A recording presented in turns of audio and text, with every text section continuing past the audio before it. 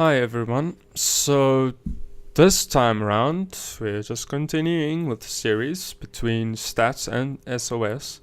This will be game 2 of the semifinals at Blizzcon 2018 on Asaplan. The previous game, if you watched it or know anything about it, if you watched it live or whatever, you should know that stats handily defeated sOs's all in by using some awesome adept play, sending between there was a little break between battles, and stats decided to shade in about 5 adepts into sOs's main base, and sOs unfortunately did not spot them, so he ended up killing nearly, I'd say, close to 12 workers. So SOS was in dire straits from then on, and back in Stats's base he could buy enough time to get enough units so that he could destroy SOS's remaining army. So that was an awesome match to watch. Looking at the openings this time around, both players still going for very similar openings to their previous games.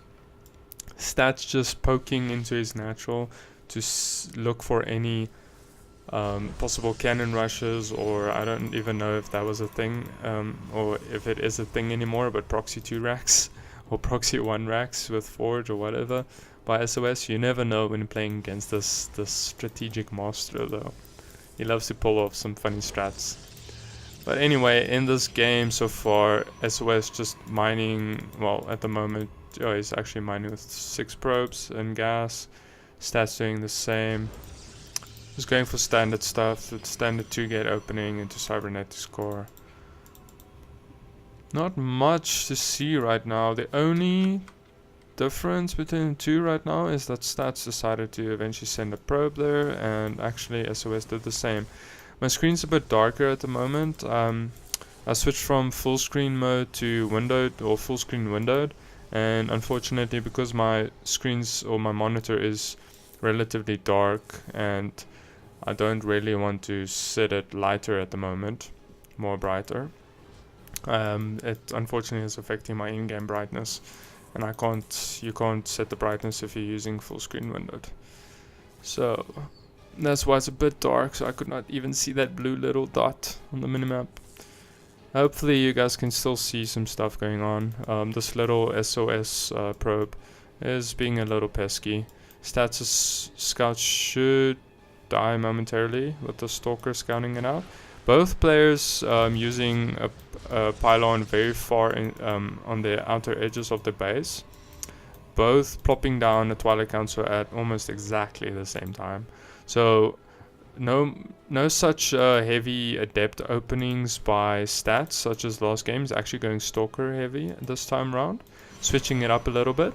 SOS also switching up his opening by actually going for an early expand. So both went Twilight Council into early second Nexus at almost exactly the same times, just a few seconds apart. Okay, so one stats going blank, SOS going blank. So this is going to be a rather slow opening by both players. SOS just scouting around at the moment. Stats is doing the same with his stalkers. I think if SOS really wants to, he might poke in with 2 adepts. Now Stats decided to make an hallucination with the sentry, so that hallucination will spot something. SOS smartly dives away, but that Phoenix hallucination is gonna die. This was excellent by Stats. Just a little note about that. Obviously he knows a lot about the matchup. Both players are highly ranked players, so they play StarCraft a lot, and that was just Stats knowing that an hallucinated Phoenix will come out around that time.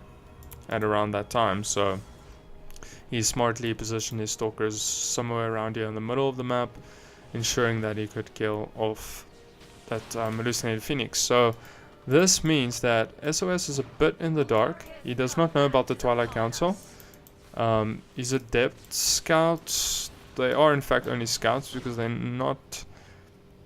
I don't think they were meant to do any damage, but unfortunately they were not even able to kill probes as far as I know. I missed that actually. But either way, they did not do much, and they could not scout anything besides seeing the base being put up for stats. Now, a note that I want to make here, I'm not sure why exactly, but neither player is putting down pylons early on in the naturals, which are effective ways to ensure some good defense at the start by just putting down a pylon and maybe 2 or 3, well, 2 I guess would be enough, 2 shield batteries. But I think it's because both players pretty much know what the other one is doing. sOs saw an early expand, so he's not expecting much aggression right now. And of course stats scouted the Twilight Council early on of sOs. Now they're also doing similar transitions. There is a robotics facility and a forge for both players, both getting +1 and an immortal at the exact same time. Also have observers out on the map. So this is very standard builds by both players. This is actually very surprising to see that they are doing pretty much the exact same build. The timings are very similar. Now the only deviation that sOs is going for so far is he's going for Zealot legs and a few gateways. So he might go transition into Templar. And right as I mentioned that, just look what stats is doing. Also adding gateways and Zealot charge. So and adding 4 more gateways, so that would add up to 6, and the Templar archives. sOs doing pretty much the same, also 6 gateways in total now, 7 going on 8, and the Templar archives. So I do not know much about the PvP meta around this time when they played this match, because it's a bit more than a month later and a new patch came out after that. So I'm not exactly sure about the meta at that time, but this looks very standard to me. PvP has not at all evolved that much since, I don't know, many years ago, I would say. But getting into Archons and Charge are very good. It used to, well, that was many years ago, but it used to be Colossus heavy, but of course these players know the current meta at this stage of the game. So they're going for very similar builds, and I'll be very surprised to see large deviations between 2 players or differences between their builds. They have very similar army supply. Both have 44 workers, so they're fully saturated on 2 bases. Now, neither one is going for a 3rd base, so this looks like a 2-base heavy playstyle. The fact that they're also staying on 44 workers means they're both going 2 base, and they're probably not planning on committing to a 3rd base very soon. Now, looking at the vision for stats, he has a smartly placed an observer right here, a bit further away from his natural, so he can spot this push from sOs. Looking at the army supply, I just want to pause a little bit here. Let's look at this quickly. If we can just take a quick recap of the armies. Looking at the army supply, it's just a little bit skewed in sOs's favor, but I mean 4 is quite negligible. 1 battery shield battery in Stats's base. He's only got 1, unfortunately. So looking at, he's also morphing another Archon, so this will total 3 for him when it finally finishes. It's gonna take a while, and there are 3 for sOs. Now, one thing to note, because both players are basically on the same economy, if you look at the resources and the same bases, everything, it's so similar that they should have a similar army, of course, if they went for the same build. That is true when you're looking at Stats' army with the 3 Archons, the 3rd one being morphed. But look here, there are only 2 Immortals for sOs. This could be the deal breaker right here, because I'm not... Oh, wait a minute. Here's the War Prism for sOs. He's got a War Prism over there, reinforcing with 2 more Templars, so they'll add another Archon, and then we got more Zealots. So I think I like the extra Archon a bit more, but I prefer Immortals, to be honest. And because this game, StarCraft really favors the defender when it comes to giving the defenders advantage. Now, if you, in PvP especially, with the added shield batteries, it adds a lot of variety, or defensive capability at least, for the defending player. Previous years we had the Nexus Cannon, of course, so that also helped a lot, but they removed that. But anyway, so looking at the SimCity over here, there's no opening for SOS to get into the mineral line. So this is smart, so you should not take any economic damage from this. Even if the armies posture a bit and go back and forth, there shouldn't be any real probe kills, except maybe for Archon or Stalker 2 taking pot shots at these, you see, at these probes over right here. So that's a good thing for stats. He smartly placed his buildings like that. You can see SOS also did that, so that's just a very good habit to have in, of course, most matchups, but especially in PvP, closing up all the gaps, because there's no real reason for them, because they know what the other player is doing, there's no real reason for them to have any gaps, because you don't need to get your units into your mineral line over here. So, and of course, because Stats knows that SOS is pushing, going for a very strong attack, he can just close up the gaps, make it easier to defend. So, just having a look at that, if Stats decides to push out for some reason, he should be able to catch SOS's army off guard, but I think he might just wait for the third Archon to morph and finish. And looking at Stats' army, you'll be morphing that fourth Archon, but I'm not sure whether or not he's actually going to wait for it to finish. But these extra 5 Zealots are definitely going to be indispensable in this fight. He's going to have, I think he's going to have a few more Zealots than SOS, but the funny thing is he's also got a few sentries that is different from SOS, so they might come in handy, force fielding off, but of course we do have the Archons to break those shields. So without further ado, I definitely favor Stats in this battle, especially with the defender's advantage and the extra immortal, but we'll see what the extra immortal for SOS will do. And the War Prism micro will especially determine a lot in this upcoming battle. Both players will have to heavily micro their immortals and archons. So let's see how this plays out. Both players are just going to posture a little bit. Quite a few stalkers for SOS, none for stats. They're going to posture. SOS, of course, smartly going to wait for his fourth Archon to morph. He's going in with the Immortals, taking some shots at the Archon. They're excellent against Archons. Here he's pushing in. The Zealots are blocked. He had to blink back to help them tank, so that the Zealots can tank. Now, Stats, for some reason, is pushing a bit further out of his base. Not too smart, but just look at those Immortals. 3 Immortals.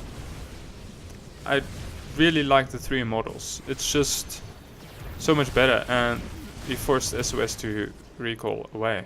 Now, looking at the army supply, just 8 supply lead for Stats, but he knows that he did quite a lot of damage, so he's just going to morph in 2 more Archons. He's gonna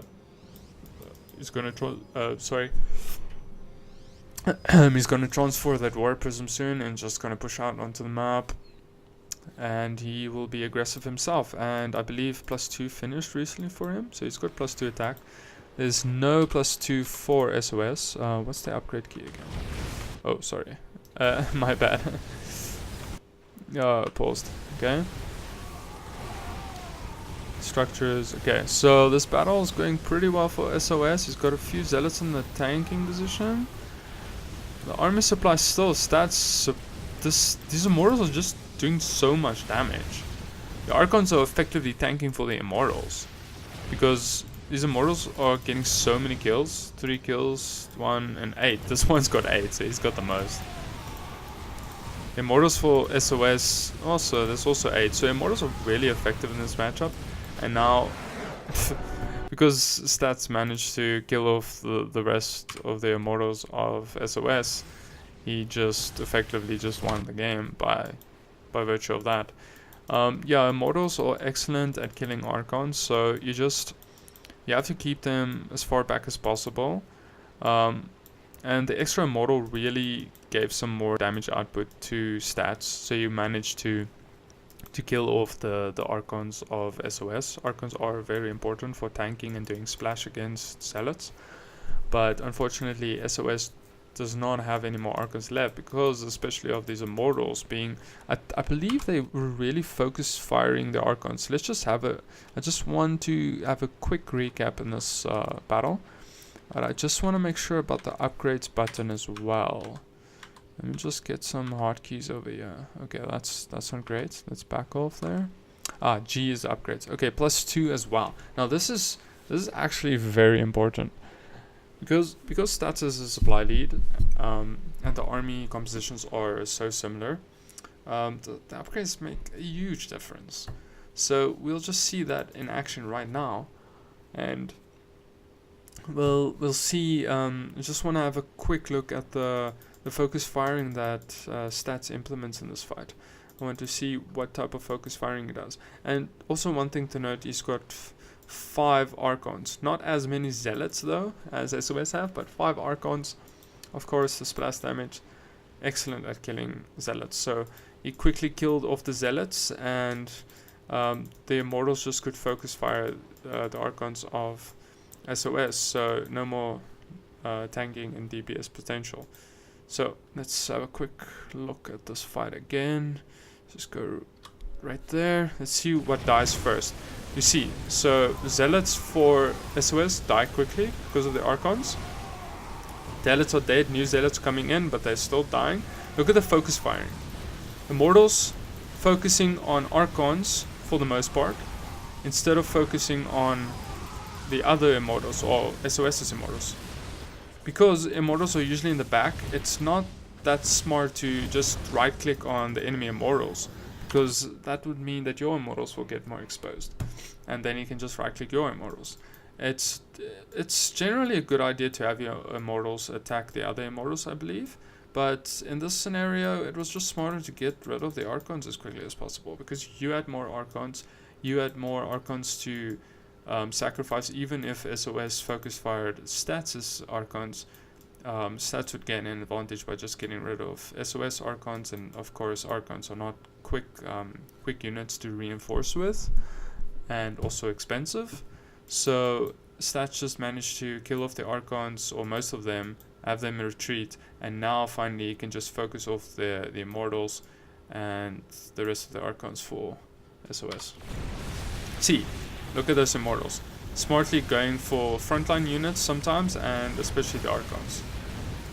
Well, because that Immortal was out of place, he just went for that. So it definitely depends on the situation and the positioning, but I generally say it's good for your Immortals to focus fire other units rather than the enemy Immortals. But of course, if you can manage to, I'd rather say, if you can, get your Zealots on top of the opponent's Immortals.